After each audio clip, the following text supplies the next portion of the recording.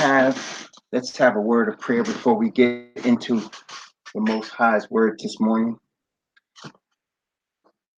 Most High Yahweh, we are again very grateful, very, very grateful and thankful for the privilege that you have given us as the creator of all things on this earth and in the universe, as the creator of the sun, the moon, and the stars, and as the creator of our father Abraham.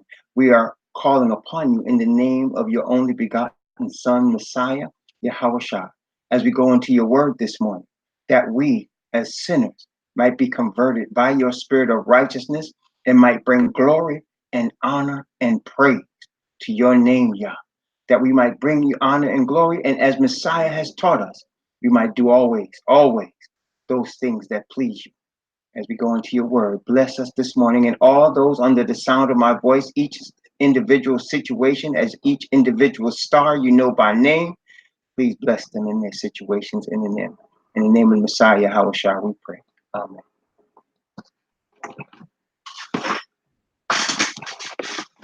Okay. Let us read the three scriptures that we normally would read on Shabbat morning, as it is Shabbat morning. Praise the Most High Yahweh. We're going to start off in Exodus chapter 31. Exodus chapter 31. And we're going to read from verses 12 to 18 of Exodus chapter 31. Exodus 31, verses 12 to 18. And Yahweh spake unto Moses, saying, Speak thou also unto the children of Israel, saying, Verily my Sabbaths ye shall keep, for it is a sign between me and you throughout your generation, that ye may know that I am Yahweh, that doth sanctify you. Ye shall keep the Sabbath therefore, for it is holy unto you. Every one that defileth it shall surely be put to death. For whosoever doth any work therein, that soul shall be cut off from among his people. 6 days may work be done, but in the seventh is the Sabbath of rest, holy to Yahweh. Whosoever doth any work in the Sabbath day, he shall surely be put to death. Wherefore the children of Israel shall keep the Sabbath, to observe the Sabbath throughout their generations for a perpetual covenant. It is a sign between me and the children of Israel forever. For in 6 days Yahweh made heaven and earth, and on the seventh day he rested and was refreshed. And he gave unto Moses, when he had made an end of communing with him upon Mount Sinai, 2 tables of testimony, tables of stone, written with the finger of the Most High. That was Exodus chapter 31, verses 12 to 18. The next of the 3 scriptures that we read on Sabbath morning is in the book of Deuteronomy, otherwise known as the book of the law, otherwise known as Adabarim, which means these be the words. And this chapter of this book, chapter 30, the 30th division of this book, we are reading, and I call this chapter the chapter of the awakening, because it describes, it's one of many scriptures of the Bible, but this describes from Moses the awakening that is taking place right now. It's taking place right now in our time. So let's look at this, Deuteronomy chapter 30 from verses 1 through 10. And it shall come to pass, when all these things are come upon thee, the blessing and the curse which I have set before thee, and thou shalt call them to mind among all the nations, with Yahweh thy Most High hath driven thee, and shalt return unto Yahweh thy Most High, and shalt obey his voice, according to all that I command thee this day, thou and thy children, with all thine heart and with all thy soul, that then Yahweh thy Most High will turn thy captivity and have compassion upon thee, and will return and gather thee from all the nations, with Yahweh thy Most High have scattered thee. If any of thine be driven out unto the outmost parts of heaven, from thence will Yahweh thy Most High gather thee, and from thence will he fetch thee. And Yahweh thy most high will bring thee into the land which thy fathers possessed, and thou shalt possess it. And he will do thee good and multiply thee above thy fathers. And Yahweh thy most high will circumcise thy heart and the heart of thy seed, to love Yahweh thy most high with all thy heart and with all thy soul, that thou mayest live. And Yahweh thy most high will put all these curses upon thine enemies and on them that hate thee, which persecuted thee. And thou shalt return and obey the voice of Yahweh, and do all his commandments, which I command thee this day. And Yahweh thy most high will make thee plenteous in every work of thy hand, in the fruit of thy body, and in the fruit of thy cattle, and in the fruit of thy land for good. For Yahweh will again rejoice over thee for good, as he rejoiced over thy father, if thou shalt hearken unto the voice of Yahweh thy most high, to keep his commandments and his statutes, which are written in this book of the law. And if thou turn unto Yahweh thy most high with all thy heart and with all thy soul. That is Deuteronomy chapter 30, verses 1 through 10. Praise the Most High. The last of the three verses, the three scriptures that we read on Shabbat morning is found in the book of Revelation, the revelation of the Messiah, Yahushua. The revelation of the Messiah, Yahushua, and we read in the revelation of Messiah, Yahushua, Revelation chapter 11, under the reading of the seventh trumpet, and the seventh angel of the seven angels and the seven trumpets, which we are soon to enter into, as we are now in the sixth angel. We're reading now Revelation chapter 11 from verse 15 to 19. Revelation chapter 11 from verse 15 to 19. And the scriptures read, and the seventh angel sounded, and there were great voices in heaven saying, the kingdoms of this world are become the kingdoms of Yahweh and of his Messiah, and he shall reign forever and ever. And the 24 elders which sat before Yahweh on their seats fell upon their faces and worshipped Yahweh, saying, we give thee thanks, O Yahweh al Shaddai, which art and wast and art to come, because thou hast taken to thee thy great power and hast reigned. And the nations were angry, and thy wrath is come, in the time of the dead, that they should be judged, and that thou shouldest give reward unto thy servants the prophets, and to the saints, and them that fear thy name, small and great, and shouldest destroy them which destroy the earth. And the temple of Yahweh was opened in heaven, and there was seen in his temple the ark of his covenant. And there were lightnings and voices and thunderings and an earthquake and great hail.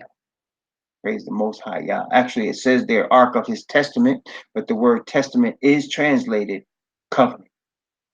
Praise the Most High Yah. Thank you, Isha, for posting these scriptures for the brethren. Praise the Most High Yah. So we have been studying the Epistle of Romans, and we are continuing our study in the Epistle of Romans.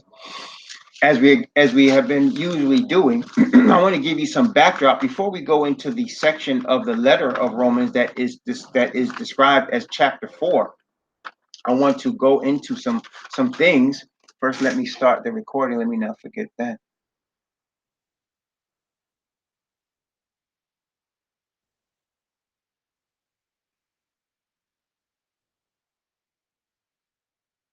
Let me not forget that. All right. We're going to go to Psalm 71 for a moment. One of my favorite Psalms, Psalm 71. And as we're going there, I would like to just explain a couple of things that we're going to read today. First off, the Creator. First, I want to make sure. Can you all hear me? Testing 1, 2, 3. Can you hear me clearly? Still, praise the Most High, yeah. The Creator of heaven and earth, the God of Abraham, Isaac, and Jacob. We believe as His servants that he is perfect in righteousness.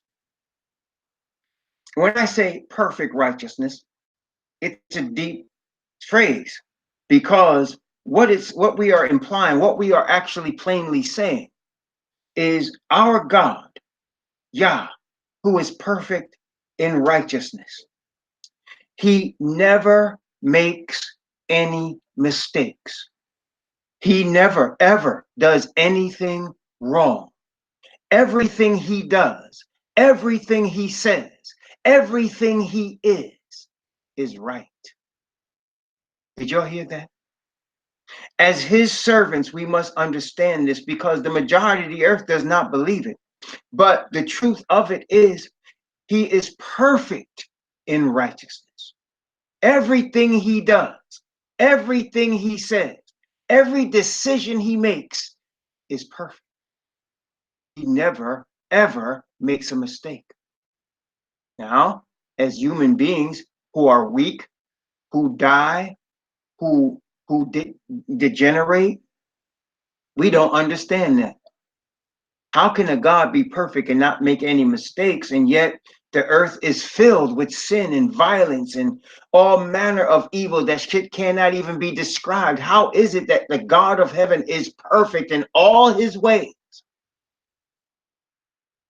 Because we understand that the sin and the degradation and the evil that is upon the earth is not the fault of the Creator. It is the fault of his created beings who have free choice to do what they want. And that, brothers and sisters, is a problem for the world. The reason there is sin and degradation and utterly terrible things on the earth is because of the choices man has made. The Creator will never go against the choices of his intelligent beings that he has created. And so the Creator interceded on the earth in an attempt to find out who on the earth still wanted to be with him, who is perfect in righteousness, to find out who would use their free choice to be redeemed from all the darkness and degradation and ugliness that man allowed to come on the earth. Who will be the ones that will choose that? And in doing so, along the course of time, he picked a man, Abraham. He picked Abraham. And through Abraham, he promised great things. And we're going to read about those things today. But one thing we understand as Israelites, is there is only one God that can give a spirit to his servants. That is a spirit of perfect righteousness. There is only one God that is able to do that. There is no other God available that can offer a spirit of perfect holiness and righteousness and truth. There is no other God available, therefore, that can even approach to offer the mercy and grace that comes from Allah. For only him who is perfect in righteousness and above all things can offer grace to all other things. Does that make sense, brothers and sisters? Testing 1, 2, 3. I want to make sure we're on the same page so that you're following along with me. I don't want to lose you. That is why there's only one true God, and he only has one people, for he is the only God that can offer perfect righteousness. The Pope of Rome cannot offer anyone perfect righteousness. There is no Christian church anywhere that serves any of their gods of white Jesus that can offer anybody perfect righteousness in the spirit. Cannot do it. And I'm just trying to be honest and truthful, as I am a servant of this God, and I must be honest and truthful because he will spank me if I'm not.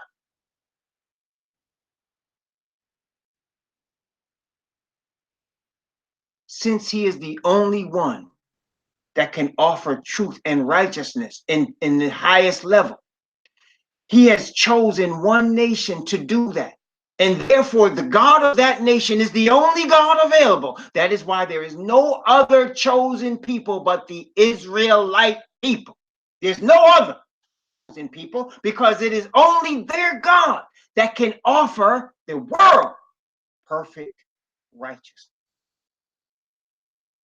Nobody else can do it. And why is that important? What is the implications of that?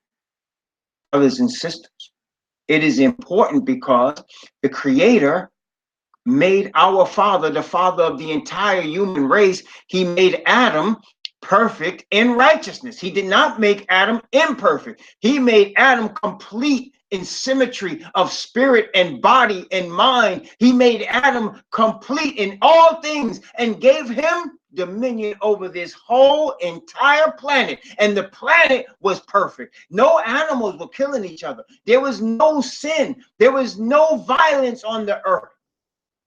None. And he gave this whole thing to this man, our father, Adam, that he made with his own hands, and breathed the life of power of spirit. See, it wasn't just breath, brothers and sisters. When he breathed into Adam, he breathed from his own mouth power of spirit into Adam, who was made in his own image. Adam also had a free choice. He can do whatever he wanted to do with that power. See, the Most High doesn't force you to serve him. He's not like that. He gave Adam this power when Adam also had the freedom to choose what to do with that power. He can choose whatever he wanted. See, that's what people don't understand. He gave Adam and Eve, for example, we talked about this before, the power to procreate, to make babies. They can do with that power anything they wanted. And if their children decide to try to make babies with animals, their children can do that because the power was given to them to do as they want. That's freedom of choice in the real sense. See, freedom of choice has a two-edged sword. You could use your choice for good, or you could use your choice for evil. It's your choice. It's given to you.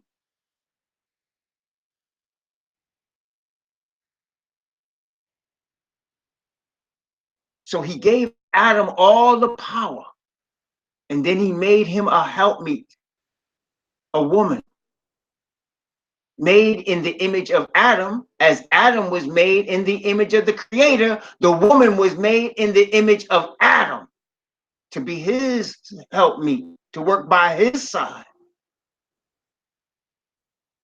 And Adam chose to go against the command of his Creator.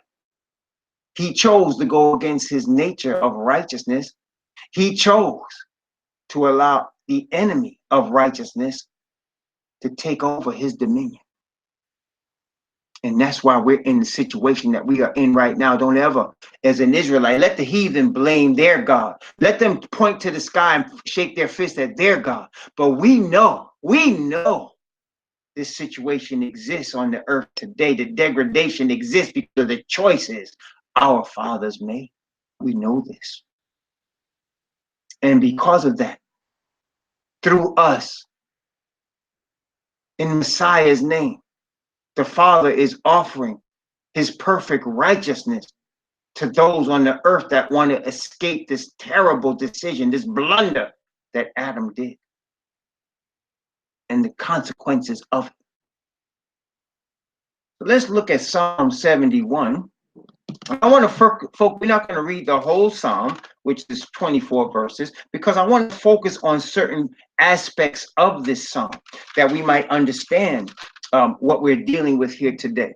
Let's take a look at Psalm 71, Isha. Let's start from verse 1 down to verse 3, and we're going to skip down, okay? So let's start Psalm 71 from verse 1 through 3.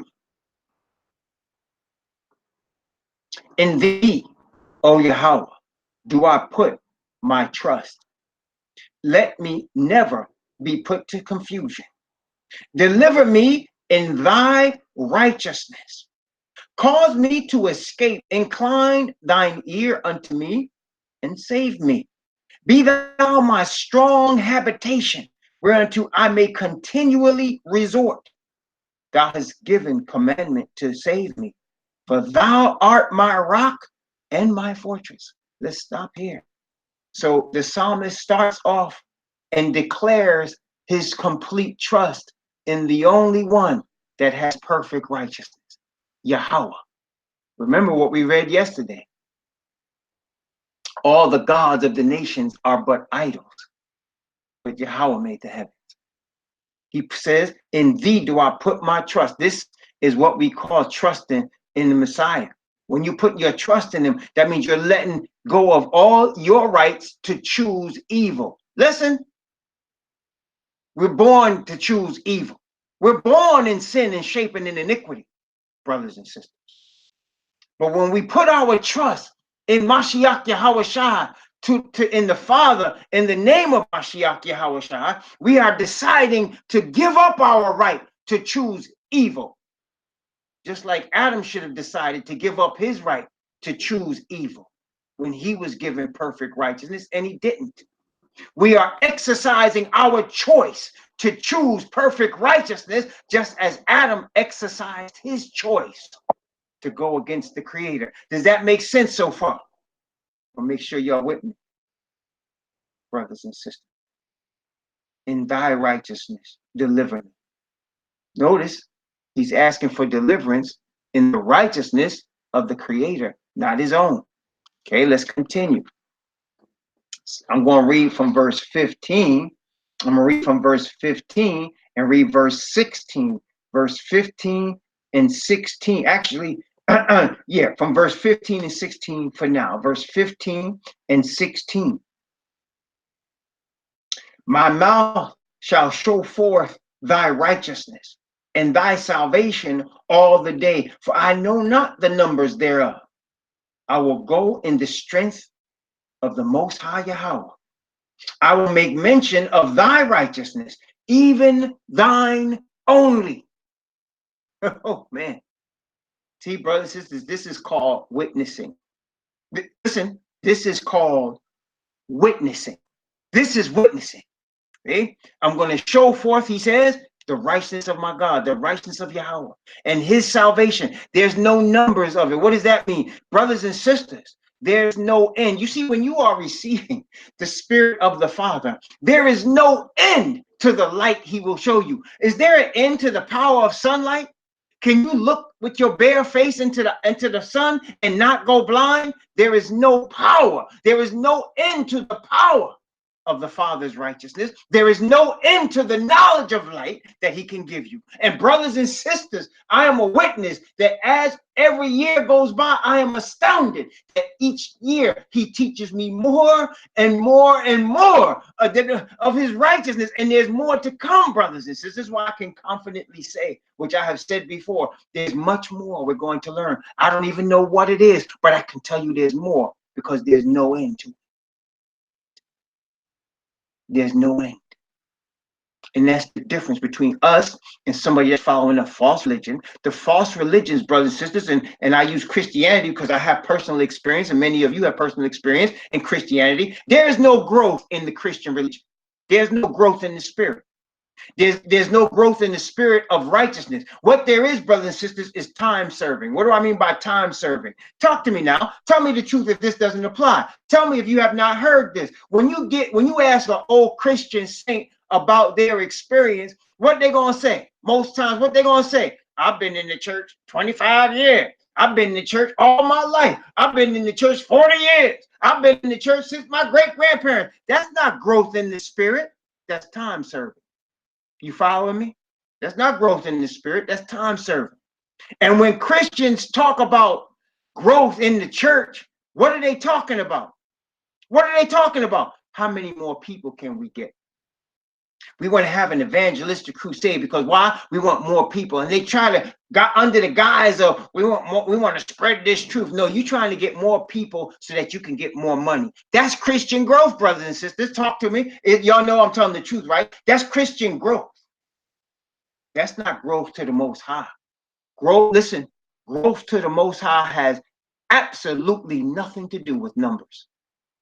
As a matter of fact, We are know from the scriptures that Moses said, "You shall grow as the sand of the sea." And then David tried to count the number of the people. And Joab, that two-time general of his cousin, Joab said, "No, no, no, we don't want to do that. You don't want to count the people. The Most High said that he would make us as a sand of the sea." In other words, you're not supposed to count them. You're only supposed to count the men numbered for war. That's it. So Joab went forth and he didn't count everybody. He just counted the number of the men numbered for war, and he stopped. He didn't even count all of them, because the Bible says that the command of the king was despised in his eyes, because he wasn't supposed to count the number of them. You see, to the Most High, numbers are not the case, brothers and sisters.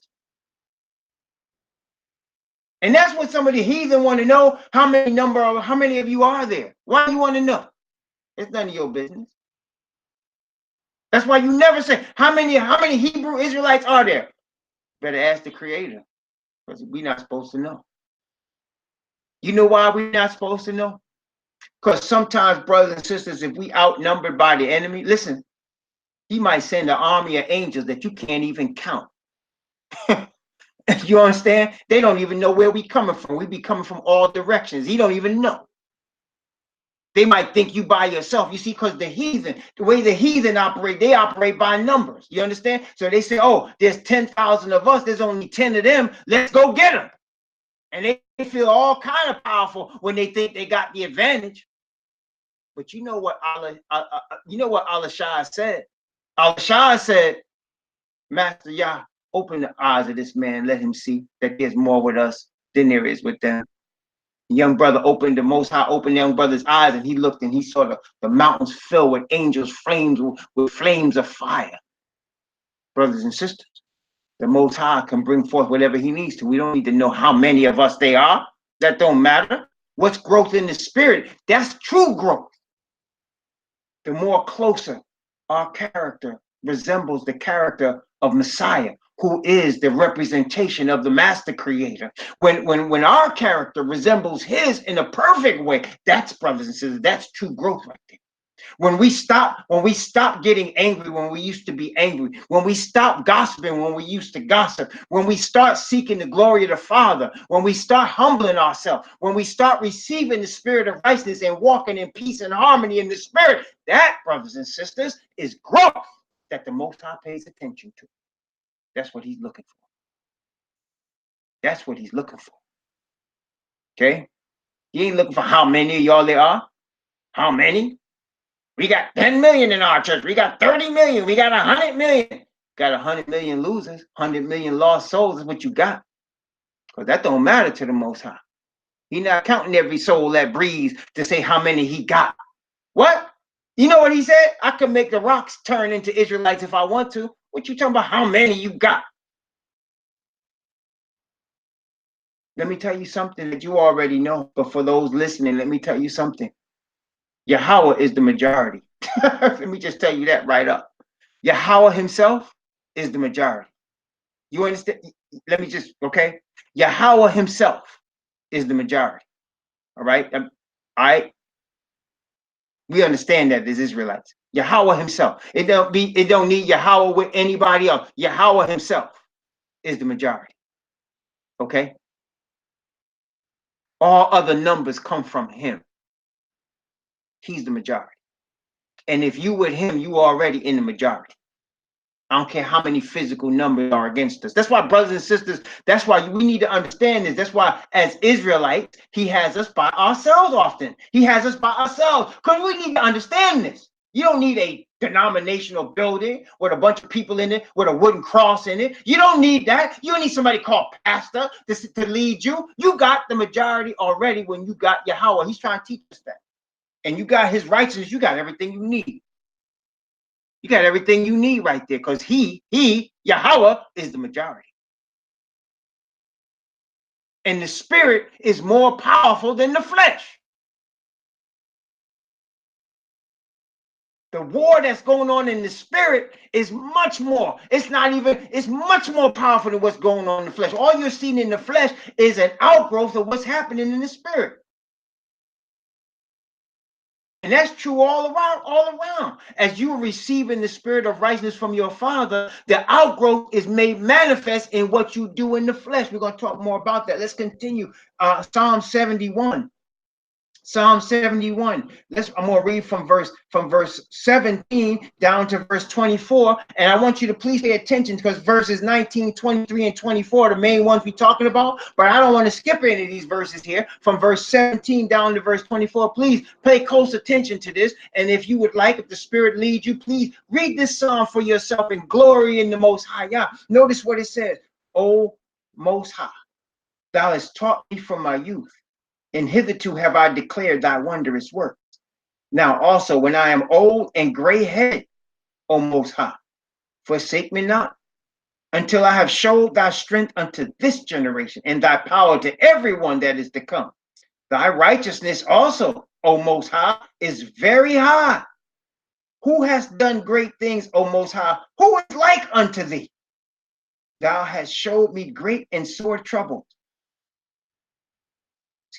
Thou which has showed me great and sure trouble, shall quicken me again, and shall bring me up again from the depths of the earth.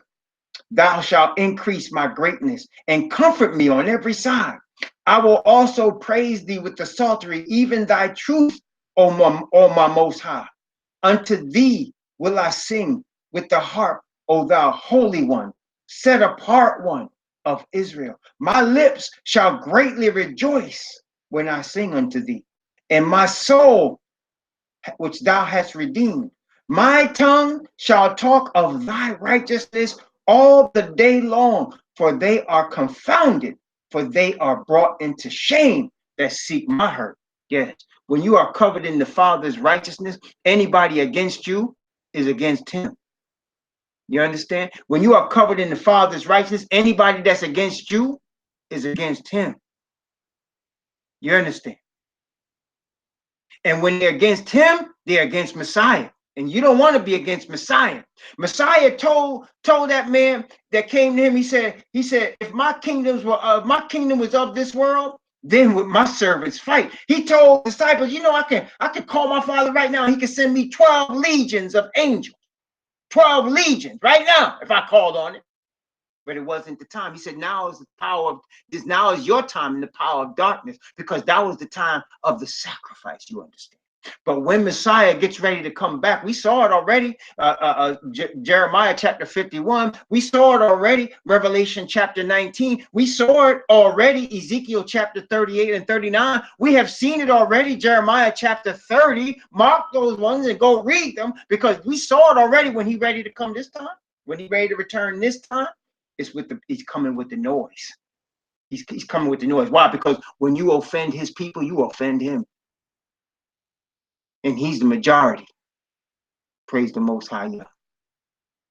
And they're going to offend us. You know they're going to offend us, but it's all good. It's all good. As long as we have the spirit of righteousness from the Father. Brothers and sisters, it's all good. And we are blessed. We are so blessed. We're going to go through some hell. I'm not going to lie to you. We got some rough times ahead of us, brothers and sisters.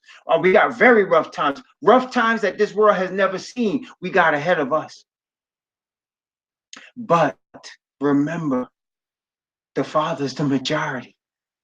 And when he put his spirit of righteousness on you, you're going to blow people away with the spirit. Just being in your presence of the Father's spirit is going to blow people away. And many people are going to come to you. He's going to have people cross your path. And it's no accident when souls cross your path from wherever on this earth they come from. Don't make a judgment. When they cross your path, the Father brought them to you. I've had lesbians cross my path and gay men. I've had people cross my path from places I would have never talked to them. I've had people cross my path, and I have come to the understanding the Most High is bringing them from all these different walks of life, because the spirit of righteousness is placed upon me, and he wants them to feel it. He wants them to experience it. He is calling them, though they don't even realize it. Don't despise whoever has crossed your path. From wherever they come from, there's a reason. Nothing happens coincidentally with the righteous Father. Nothing happens by accident. He is perfect in all his knowledge and perfect in all his ways. As the stars circle the universe, their movements have been preordained from before they existed by the Father. He knows exactly where everything's going to be at the exact time when they're going to be, brothers and sisters. He is Alpha and Omega. From when you didn't even think about something, he already knew its existence, you understand? So when somebody cross your path, don't question. They cross your path because you have received the spirit of righteousness from the Father as an Israelite. And he wants that person to be experiencing that righteousness. Sometimes there's not much you need to say. Sometimes you just need to be in that person's presence. Sometimes you're going to have a conversation you don't even know. You don't even realize the power of the Spirit coming off you to that person, speaking words that they don't even understand. You see, most people didn't understand. On the day of Pentecost, brothers and sisters, the brothers that were speaking from Solomon's porch that day were speaking Hebrew. They were speaking Hebrew. That was their language, you understand. But everybody that heard them heard the languages that they needed to hear. That's what most people don't understand when you think about speaking in tongues. You understand, brother and sister? They were speaking in. There was only 11 of them or 12. They had picked a man. There was only 12 of them on the porch speaking, but there were many more than 12 listening, and all of them heard their own language. That's how it went down. And brothers and sisters, many times you will bear witness that you're speaking something and somebody come to you later and say, you remember when you said this to me? And you don't remember because this is not what you thought you said. It's what they heard. Why? Because the Spirit of the Father gave them what they needed to hear. So don't despise. You're going to have people cross your path. You don't even know where they're coming from. You don't even know who they are. Sometimes they're in your family. Sometimes they're not in your family. But always be prepared. Always be prepared. Always surrender yourself to the Spirit of the Father. Always ask him to do always those things that please him, that you might be a vessel of light for him in this dark, dank world in which we live. You see, brothers and sisters, I was talking to my son the other day, and we were talking about a certain political thing. And we were talking about student loan. And I was like, well, you know, if they can get rid of student loans, I'm happy. And he said, well, why should they get rid of student loans? And some people paid their student loans. Why should they get rid of student loans for people that didn't pay? And then I explained to him, see, that's just them dividing you. We're all in the same boat. We're all poor. We're all struggling. Don't let them divide you and say just because somebody paid off their student loans, somebody else shouldn't get theirs paid off. That's the wrong way of thinking. And it's what I'm saying to y'all now, brothers and sisters. Ask the Father. All of us in the same boat. All of us in sin. All of us need his spirit of righteousness. I don't care where you come from. He has ordained the Israelite nation to bring forth that spirit, but all people need it. Everybody needs it.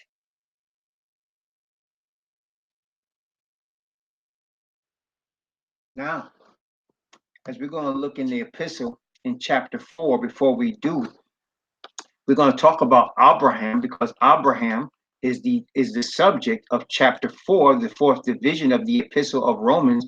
Abraham is the subject, or at least part of the subject, in talking about justification by righteousness. That's what we're talking about. See, the brothers and sisters, sometimes it's called justification by faith in the Bible. Sometimes it's called righteousness by faith. But it's the same thing.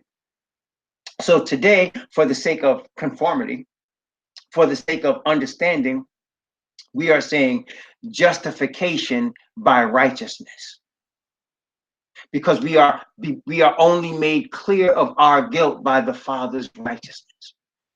And the Father's righteousness is represented in the form of his Son, Messiah. It is represented through Messiah in the form of the Father's Spirit. Are you following me so far? So we are only declared innocent, not because of our bloodline ties to Abraham, though we have that, not because of being grafted in as the heathen will be. No, we are declared innocent by grace of the Father's perfect righteousness, which is represented in Messiah, His righteousness is represented in Messiah, and his righteousness through Messiah is represented by his spirit, which he gives to us. And it started with Abraham. You see, brothers and sisters, the whole Israelite nation started with Abraham. Okay? If somebody said, well, what about Adam? No, it didn't start with Adam. The life of all human beings started with Adam. But it was during the course of time that Seth was born, and the Bible says, then began men to call upon the name of Yahweh. In other words, there was a separation made at the birth of Seth.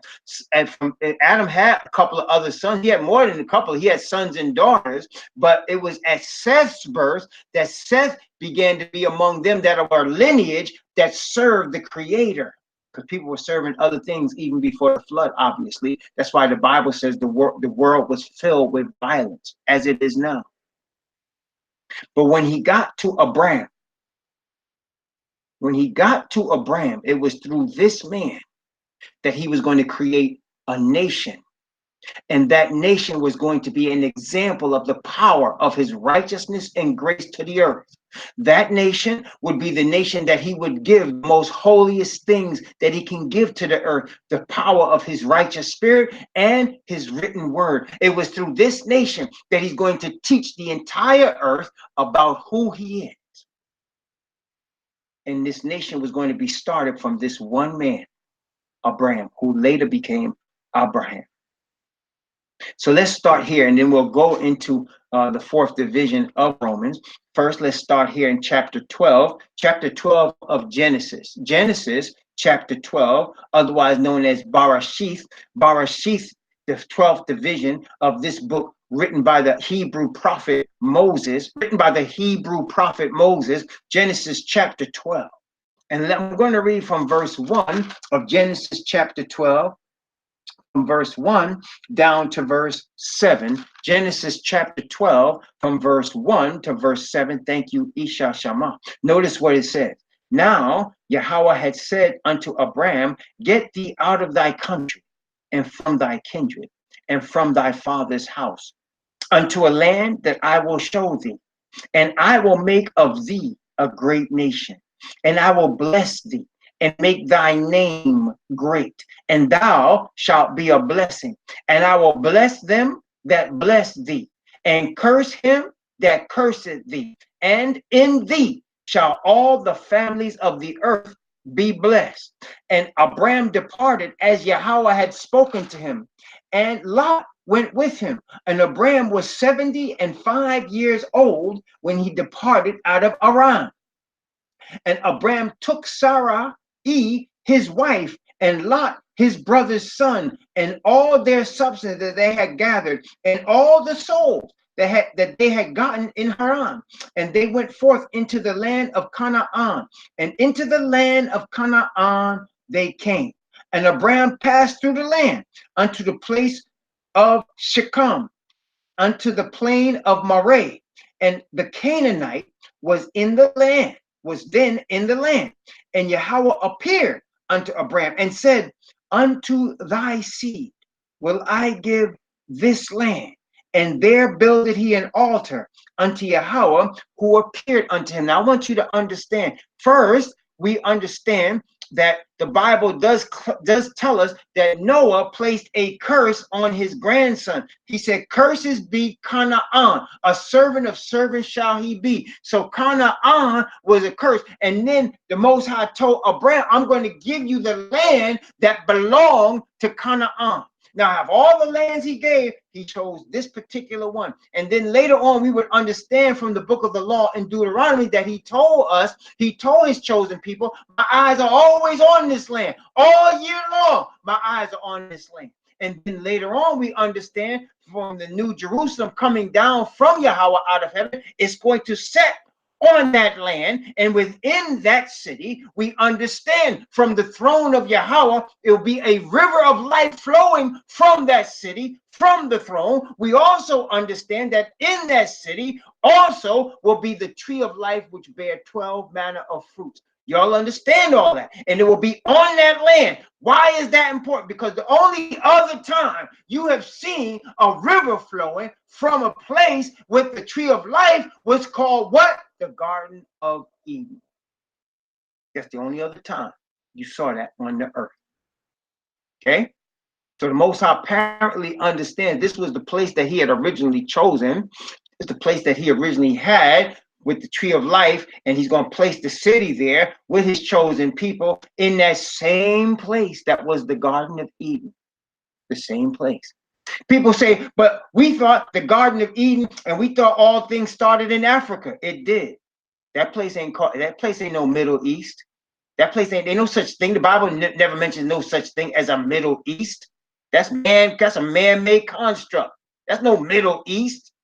That's part of the same land of Africa. It's the same land. It's the same land. There's no Middle East. Ain't no such thing as Middle East. Just like there's no Middle North, Middle South, or Middle West. That's a man-made construct by the sons of Japheth. They made that up to try to get us off of it, to try to get us out of history. Just like the Bible said, they try to hide, they try to do away with your hidden ones. They try to take over. Middle East, please. That's Israelite. And I don't even want to say African because that's a man-made construct. The Bible says Cush and Mizraim. That's that land. That's Mizraim and Cush's land right there. That's the land of people that are dark, brothers and sisters. That are people that are dark. Much they tried to replace it. That's all good. Let them play their game, because that's all it is a game, brothers and sisters. A game of deception, just like a 3-card Monty. It's a game of deception, and the Most High getting ready to turn that table over with their cards and their money and all their foolishness. He getting ready to turn the whole thing upside down. He's not paying no attention to their foolishness. All he cares about right now, is the seal at 144,000, because with them, he getting ready to bring the noise. Them getting ready to bring the noise. And so the preparation is underway. But here in Genesis chapter 12, we see that he promised Abraham at age 75 that he would make him a great nation. That he would make him a great nation. And then he said, I'm gonna give this land unto your seed. Now, brothers and sisters, let us not forget now, when Abraham was told this information, right? This information was given to Abraham. This information was given him when now he has an understanding that from his loins, from his body, is going to be a generation of people, a nation that come from his body, not just by faith, but through his actual loins, his DNA, his bloodline. Notice again, Genesis chapter 15. Genesis chapter 15. Genesis 15, again, let's read from verse 1 to verse 7. Genesis 15, 1 to 7. This is about 10 years later. Here we are, Genesis. He left at age 75. Now he's about 85 years old in Genesis 15. He's about 85 years old, because the next year he would have Yishmael. He would have him the next year when he was 86 years old. He would have him with this black woman from Mizraim, this black woman from the children of Ham, this black woman named Hagar from the children of Ham. You know, brothers and sisters, like, I want to just break this down to you before we read from Genesis 15 each, in just a minute now. Now, I want to break this down for a second. Y'all know that when two people are too closely related, they can't have children. They have trouble having children. Like, if a brother and sister were to really have sex, it's hard for them to have children, because those seeds are not supposed to be mingled. Y'all understand that? I mean, really, I'm just saying, y'all heard that, right? So when two people are too closely related, they have trouble having children because they're too closely related. Well, you know that Abraham and Sarai were actually brother and sister. They were brother and sister. They had the same father. They just had different mothers. And so they could not have any children. The woman was barren. And now, you know, as we go through time, we have seen that before. I mean, unfortunately, on this earth, we have seen brothers and sisters try to have sex, or people too close, as far as cousin or uncle, aunt, trying to have sex and can't have children. Why can't they have children? Because they're too closely related. It's really a, you know, a rare thing. Like Lot's daughters with him is very a rare thing. Very rare thing. And as we know from Leviticus, once the nation was established, the Most High said, no, no, no, don't do that anymore. Don't have sex with people that are too closely related to you. So Abraham and Sarai could not have children. So now maybe they understood that, because now Sarai goes and says, go into Hagar. We can't have no children. Go into Hagar.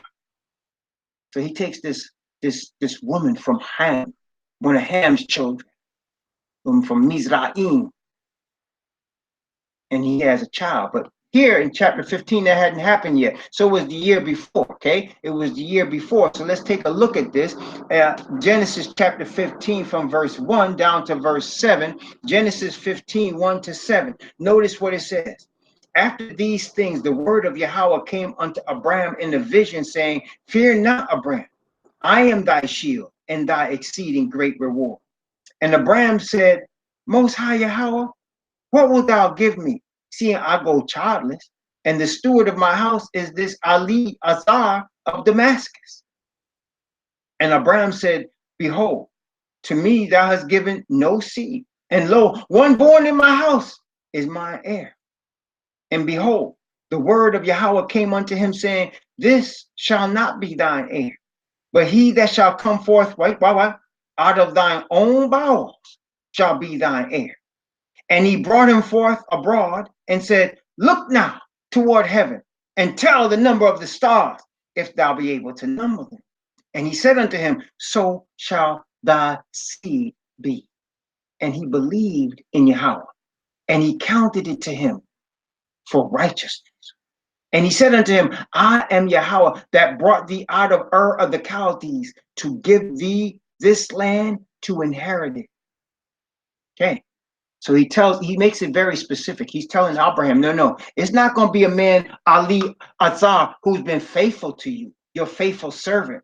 It's not going to be your faithful servant. I'm going to give you this land from a child that's coming from your DNA, from your loins, from your seed. Your semen is going to make this child. See? So I want to make that clear for all of these Christians talking this belief that they replacing Israel. That's why I'm bringing. You can't replace the seed. You either are the seed or you not. Now, we're going to see you can be saved. No, yeah, but don't think you're replacing the seed. That would be disrespect to these words right here. That would be disrespect to what the Most High told Abraham. He didn't say, I'm going to give you a spiritual seed. He said, from your bowels. Very plain. From your bowels. Let me tell you something. Let me ask you a question. Let me ask you all. Testing 1, 2, 3. Can you hear me? When the Most High gives a promise and he gives a word, how long does that last? How long does that last? When he gives a word, how long is that word good for? Is it just good for a certain time and then it fades away? When he gives a promise, right? We already read it. Ecclesiastes said, what Yah doeth, it shall be forever. Nothing can be added to it, and nothing can be taken away from it. So I don't want to hear nobody. When somebody comes to you and talk about, well, the Christians have replaced, the Caucasians from the north have replaced the Israelite sheep. No, I'm sorry. I'm sorry. No. I'm not saying y'all can't be saved. You better act right if you want to be saved now. But don't try to say you replacing the seed. That's not. From your own bowels. And then he brought him forth. Said, look at the star. Abraham's out there in the desert. See, people say Abraham was rich. Yeah, he had a lot of cattle. He had a lot of goats and a lot of lambs. Yes, he did. That was considered rich. And he had gold and silver too. It wasn't like he was going to spend it on no Mercedes or anything. He was living in tents in the desert. That's why all them preachers out there preaching that prosperity gospel. Abraham was rich and the Most High wants all of us to be rich. Come on now. Stop. Y'all that want the truth, man, you need to leave them Negroes alone. There's no way that dead presidents on pieces of paper gonna make you rich. There is just no way. that dead presidents on pieces of paper are going to make you rich. It's not going to happen. That's right. He out there in the desert riding a camel, riding camels in the desert and staying in tents. So his gold and his silver wasn't going to do much for him out there. So the Most High brings him out and he looks into the sky. He says, so shall thy seed be.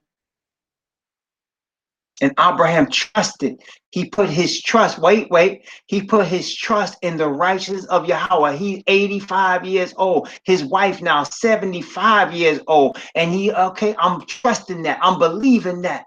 And he said, okay, because of that, I'm going to give you not only the land, here, I'm going to give you this even more powerful gift. And it was imputed to him for righteousness. I'm going to put my spirit of righteousness upon you. I've entered into covenant with you, son. Now you and me are one. And that's what he does for all of us who are Abraham's seed. When you trust in the Father's righteousness, you obey the Father. After you receive that right, you trust in him, you obey him, and you now are an agent of blessing. You are an agent. Anybody that hires you is going to be blessed. Anybody that associates with you is going to be blessed, not because of you, because of the spirit of righteousness that the Father placed on you. That's why he told Abraham, in thee and in thy seed shall all the families of the earth be blessed. And so, as the nation of Abraham's seed goes, so goes the earth. When Abraham's seed's in their proper position, the earth will get righteousness and truth. When they're not in their proper position, the earth will get darkness and falsehood, which is why you can see what's happening now. Darkness and falsehood. And it was counted to him for righteousness. Now, Abraham believed the Most High, but now he's in the spirit with the Most High, and he wants a sign. He wants a sign that this is true. He wants a sign. So the Most High gives him a sign, and we're going to read it right now. And this sign was a sign in blood. Brothers and sisters, the sign in blood represents always what? Let me ask you, whenever you see a sign in blood, what does that represent? Talk to me now. When you see a sign in blood, what does it represent? Talk to me. When you see a sign, a covenant made in blood, that's right. That's right. When you see a covenant in blood, especially of a lamb or an animal, that's a covenant of righteousness in Messiah. That's in Messiah right there. Okay, that's in Messiah right there. Messiah representing the Father's truth and righteousness. That's right. And it will never be broken. If you can stop the sun from rising, you can stop the promises in Messiah from coming to pass. If you can stop the sun from setting, you can stop the promises of the Father from coming to pass. If you can stop the moon phases, if you can stop them, you can stop the Father's promises from coming to pass. But you can't. No man can. No God can. Notice again, Genesis chapter 15. I'm going to read from verse 8 down to verse 13. Genesis chapter 15 from verse 8 to verse 13. Notice what it says. Genesis chapter 15 from verse 8 to verse 13. And he said, Most High Yahweh, whereby shall I know that I shall inherit it? And he said unto him, Take me an heifer of 3 years old, and a she-goat of 3 years old, and a ram of 3 years old, and a turtle dove, and a young pigeon. And he took unto him all these, and divided them in the midst, and laid each piece one against the other, but the birds divided he not. And when the fowls came down upon the carcasses, Abraham drove them away. And when the sun was going down, a deep sleep fell upon Abraham. And lo, an horror of great darkness fell upon him. And he said unto Abraham, Know of a surety that thy seed shall be a stranger in the land that is not there, and shall serve them, and they shall afflict them 400 years. See, most people don't understand. They think that this United States that has afflicted the so-called Negro, the so-called African American for 400 years, they think that this is this prophecy. It is not. Let me explain to you. First off, We know that when the children of Israel came out of Egypt, the Bible says they came out after what? 430 years, right? So where does that extra 30 years come from, and why does that prophecy exactly fit this? Brother One Deep Israelite, look at his channel when you get a chance. He brought forth a video that explains it perfectly, and I give praise to the Most High Yah for that, brother. He's also seeking to be a servant of the Most High as he is, and I bear witness. But what happened, we noted that Abraham was 75 years old when he left Ur the Chaldees. Isn't that right? He was 75 years old when he left Ur the Chaldees. I'm not sure what scripture after the Bible study I'll be able to go, because I'm not sure. I say a lot of scriptures. I'm not sure which one they're asking about, and so we can ask that question after. As I was saying, so Abraham was 75 years old, Abraham, when he left Ur the Chaldees. Abraham was 100 years old when he had Isaac. Okay, Abraham was 100 years old when he had Isaac. That is 25 years that he was sojourning in the land of Canaan. You're following me so far?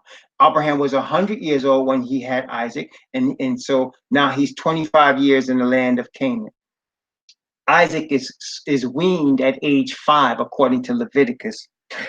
Isaac is weaned at age 5. So you add that extra 5 years, and so you have 30 years right there. Okay, you have 30 years right there. 30 years between Abraham's entering into Canaan and the weaning of Isaac. And remember what he said, thy seed. So now he said, in Isaac shall thy seed be called. Even though he had Yishmael, he had him before, he said, in Isaac shall your seed be called. Okay, so now in Isaac, the seed is called. So the seed is now 5 years old. He's weaned. And now Abraham has been in the land of Canaan for 30 years. So from the 5 years old of Isaac going forward is 400 years. So that's why it says 430. It was 30 that Abraham sojourned in the land of Canaan, and it was 400 from the weaning of Isaac until the deliverance of the nation later. 400 years. They were not in Egypt for 400 years, but the whole process was 430 years, including 400 years for the seed to be in the land that is not theirs, because it wasn't their land yet. Although the Most High declared it for them, they still sojourn in the land of promise. That means land that was promised to them. It wasn't theirs yet, because you still had Canaanites in the land. Everybody follow me? Testing 1, 2, 3. You still had Canaanites in the land. It was the land of promise. Okay, the United States of America, officially 1776, is not even 200 and not 300 years old yet, but we have been brought here as slaves from before 1600. The first slaves came here prior to, many people look at 1619, when the slave ship came to Jamestown, Virginia, with slaves on it, 1619. And that's why they think this is the 400-year period. But no, actually, they were making slaves of our brothers, the Indians, before that. The Caucasian man Columbus carried slaves back to Europe from here that he had taken before that. So there were slaves in this country that were Israelites before that, because we count the so-called American Indians, Taínos, as Israelites. They're the scattered of the northern tribes from many centuries before Judah was scattered. Okay, they came also and suffered the slavery. The Taíno Indians, the Mayan Indians, the different civilizations that they're finding in Central America and South America and Mexico, all the way up into this land. It's no coincidence they divided themselves by tribes and they dwelt in tents. That just didn't happen by accident. Okay, so this land we've been in here now, 1619. It's been 400 years from 1619 to now, but this is not the prophecy of Genesis. Although I will say that a lot of the things are being repeated because we are the true children of Israel, and we are also being awakened, and the Most High is sending messengers in the form of 144,000 to wake us up and to cause the people to hear the truth, like he did Moses. Okay, but that's not the 400 years. the 400 years was with our fathers coming out of Mizraim. Okay, also Genesis chapter 15, let's look at that again. Genesis 15 from verse 13, down to verse 16. Notice again, from verse 13 to verse 16. And he said unto Abraham, know of a surety that thy seed shall be a stranger in a land that is not theirs, and shall serve them, and they shall afflict them 400 years. Also, that nation whom they shall serve will I judge, and afterward they shall come out with great substance, and thou shalt go to thy fathers in peace, and thou shalt be buried in a good old age. But in the fourth generation they shall come hither again, for the iniquity of the Amorites is not yet full.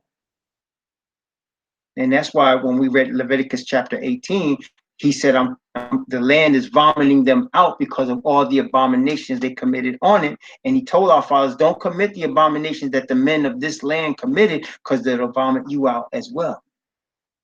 Okay.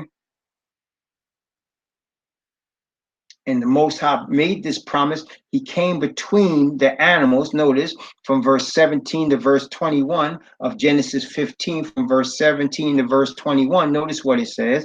And it came to pass that when the sun went down and it was dark, behold, a smoking furnace and a burning lamp passed between those pieces. And in the same day, Yahweh made a covenant with Abraham, saying, unto thy seed have I given this land, from the river of Mizraim unto the great river, the river Euphrates, and the Canaanites, and the Kenizzites, and the Cadmonites, and the Hittites, and the Perizzites, and the Raphaim, and the Amorites, and the Canaanites, and the Girgashites, and the Jebusites. So he's given all the land with all of those nations on it. And he told them that. Now those nations still dwelled in that land with Abraham. Abraham was like a guest to them. Even though Most High promised him that land, it was the land of promise. Y'all understand? And so for 400 years, they dwelt in the land of promise among people that weren't theirs. And yes, they got afflicted by the people of the land. And as you read about Abraham having to go from place to place and being scared for his life, telling people Sarah, his sister, so he don't get killed, things like that. And then the Most High still protected him and blessing him. Okay? And then, of course, we know what happened in Egypt with the affliction of our fathers in Mizraim. So we can see here that righteousness was given to Abraham as a result of Abraham trusting in the Creator, trusting his word, that his word would come to pass. Okay, now we are prepared to go to Romans chapter 4. Let's go over to Romans chapter 4. And let's begin looking at Romans chapter 4. So now we understand that Abraham has a seed in the flesh, but now in Romans 4, the argument is being presented that the Gentiles can also receive justification because though they're not circumcised. Because remember now, the Most High gave Abraham a sign of his seed. The sign of Abraham's seed in the flesh was that they would be circumcised, that the men would be circumcised. That circumcision represented a sign in the flesh that they belong to the only true God. But now the apostle is making the argument that the real circumcision is in the heart, which the Father also made several times in the scriptures in the Old Testament, that the heart needs to be circumcised. The heart needs to be given over to him so that the spirit of justification by righteousness needs to be made manifest. And so he's using now in Romans, this epistle, he's using this epistle to let the people know that he can circumcise the heart by justification by righteousness, which means this is the true way that you're going to show forth you're his people, by the Spirit dwelling in you, not by the cutting of your flesh. Now, this doesn't do away with the cutting of the flesh. As we saw also in the book of Acts chapter 16, we saw this doesn't do away, but it does represent the fact that the Gentiles who may not need to be circumcised because they're not the seed of Abraham, they don't need to be circumcised, but they can still receive justification by righteousness.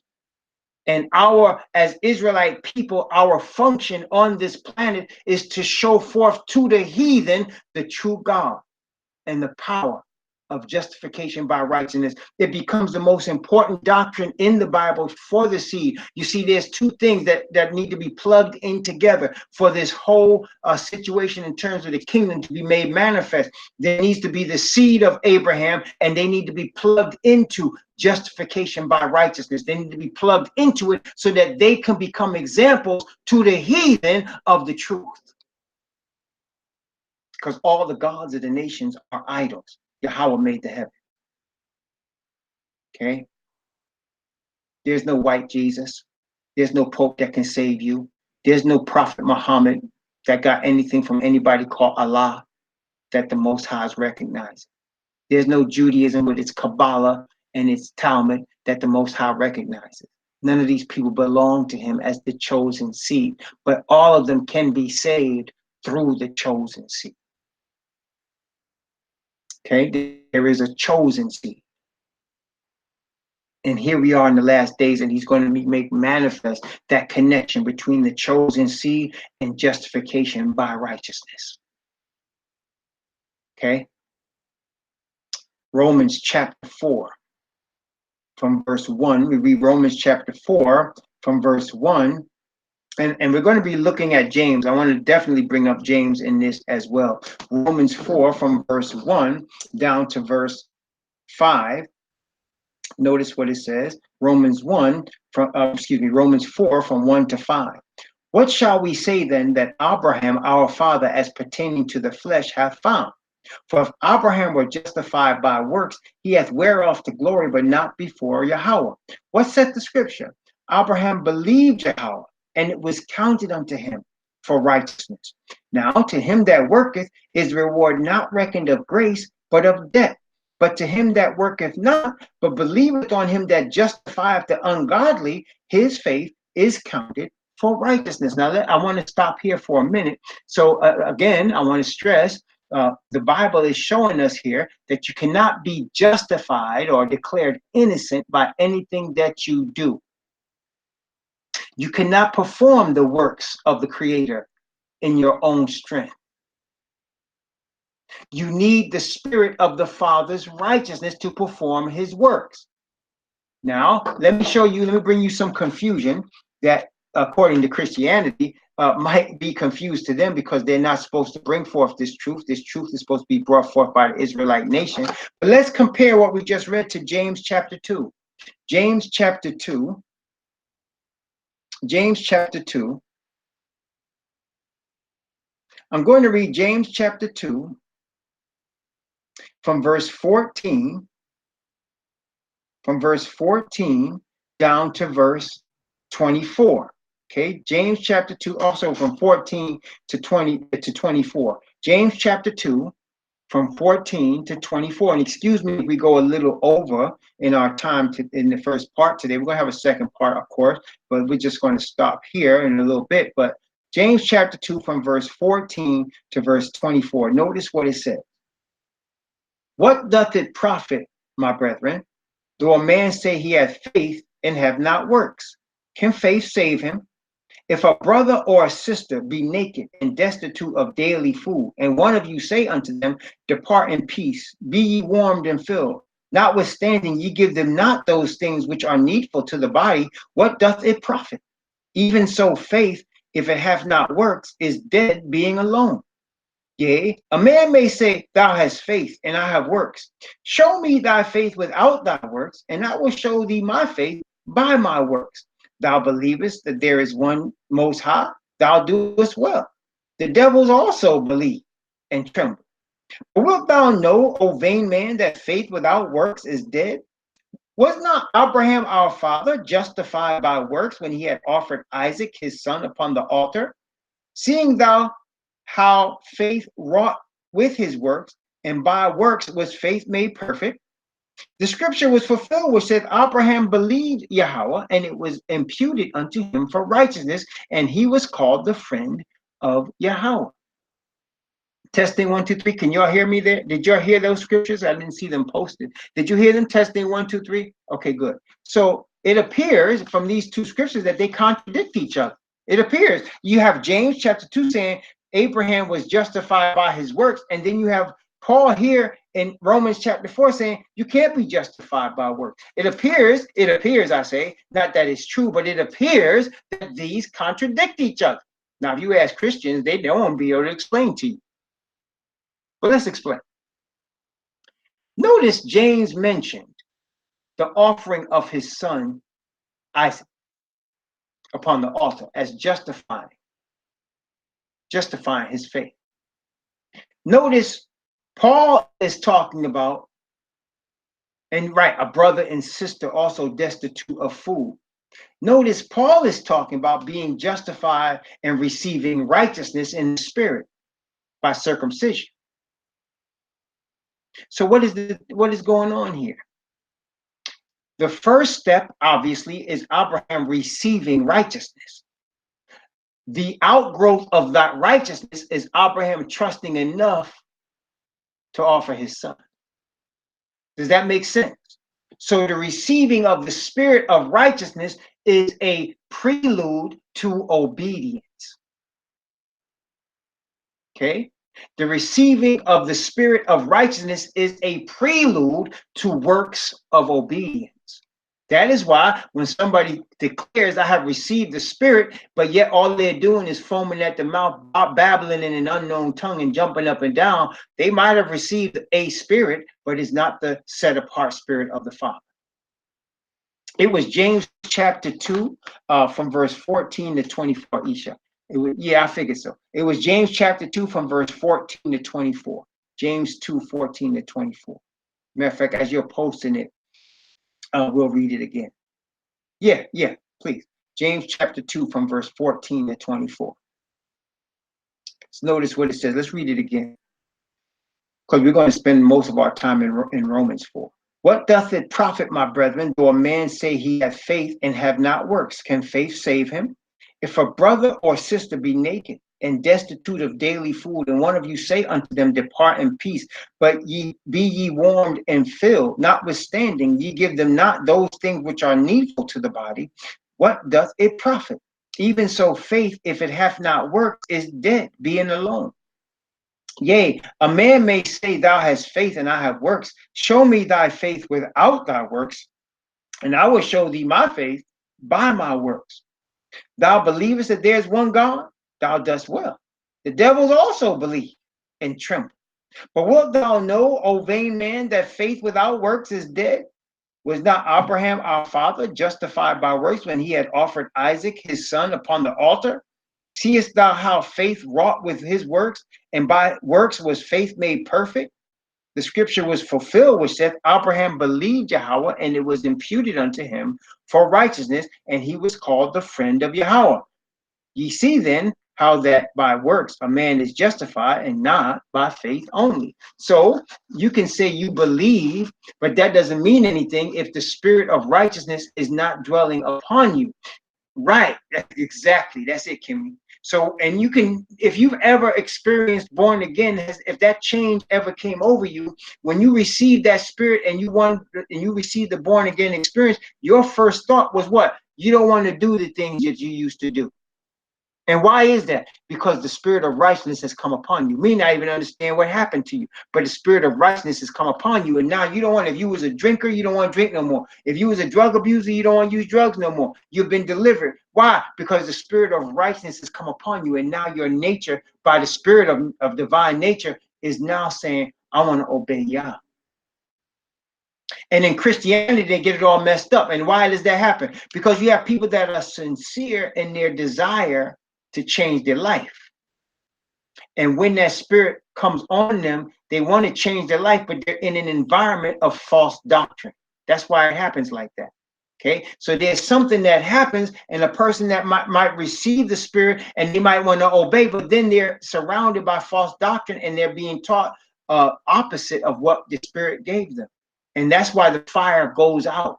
If you notice, the only people in Christian churches that are on fire for the Most High are new people. The people that are older are not on fire anymore. And they haven't grown. They don't grow in the spirit. They don't grow in truth.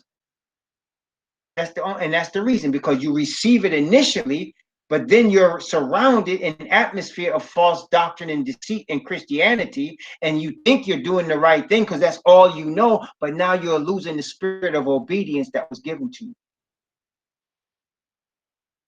Okay. Whereas now, being free from Christianity, being free from organized churches, so-called, now you receive the spirit of obedience. And what does it do? It causes you to get into the word of Yah. It causes you to study. It causes you want to do his will. It causes you to want to obey him in every regard. It causes you to want to change how you dress, change how you eat. Why? Not because it makes you righteous, because you have already received righteousness. It causes you to do things that please him. That's why both James and Romans are saying the same thing. Romans is saying you receive this spirit by faith. You don't receive it by anything that you do. You cannot be declared innocent by what you do. And James is saying if you have indeed received that spirit, what you do is going to manifest the fact that you have received it. Does that make sense? Everybody follow me so far? So that if you can tell a person that's really received it. He gave us the example, some brother that has food in his house, has clothes, and see somebody with none, and he gonna say, blessed, you be blessed. I'm gonna give you the cross sign like the Pope does, and you just be blessed. And don't give him the things that they need. That's a person that's a fake. Whereas the person that's real, when the Most High says, I need you to go sacrifice your children for me, go to the mountain Moriah and put your child on the altar, and you go ahead and do it, that person has received the spirit because they recognize in the spirit talking to them, and they recognize in the Father in the spirit, and they're going in that righteousness to do what the Father did. And the Bible will show us, even here, it will show us that he offered Isaac with the understanding that he could raise, that the Most High could raise Isaac back up from the dead because he trusted in the Father.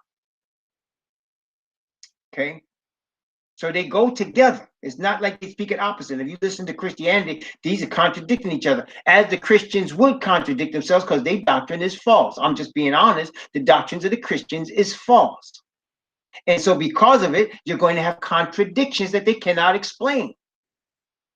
But when you're understanding it as an Israelite from the truth of the Most High spirit of righteousness, now it all comes together. Nothing ever contradicts itself.